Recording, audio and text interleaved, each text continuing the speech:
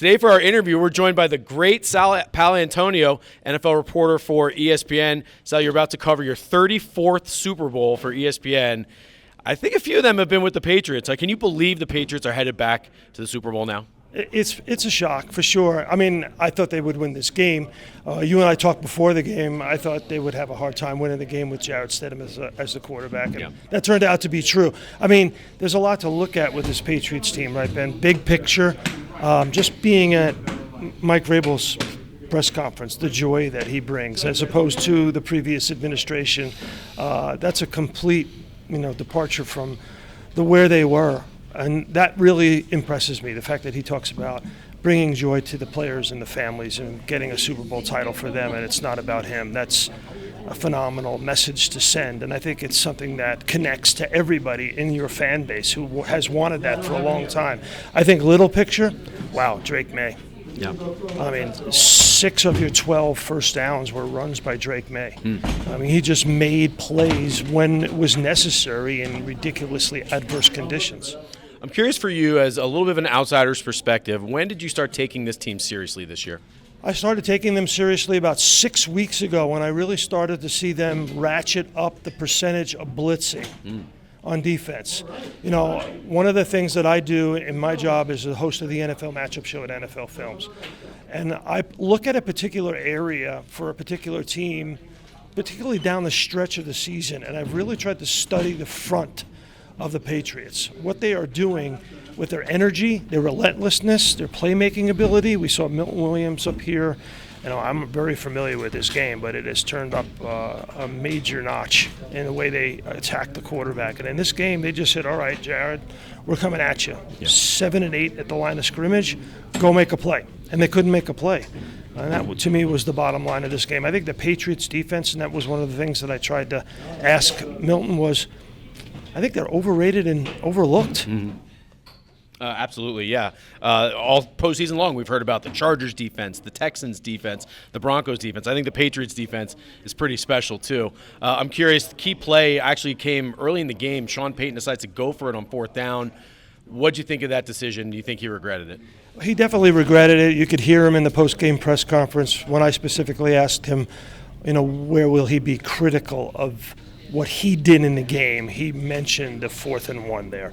First of all, the play call. Second of all, the decision not to kick the field goal. You kick the field goal there, and you're up 10-0. And now you have momentum in the football game. And that, to me, I think he regrets it, and it was clearly the wrong decision. Yeah.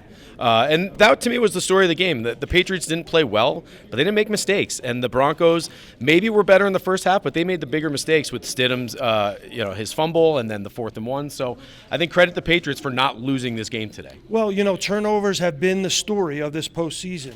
Going into Championship Sunday, there were 38 turnovers in this postseason, the most in a quarter century in the National Football League in any postseason, 33 by quarterbacks, also the most in any postseason in the last quarter century.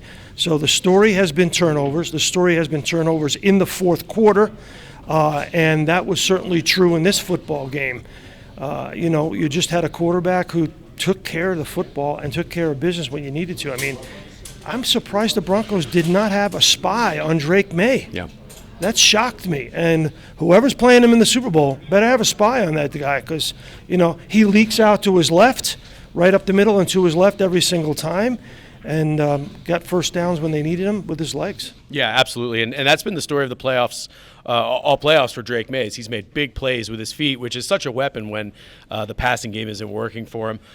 You've now covered, I want to say this is your 11th Super Bowl that the Patriots have been in.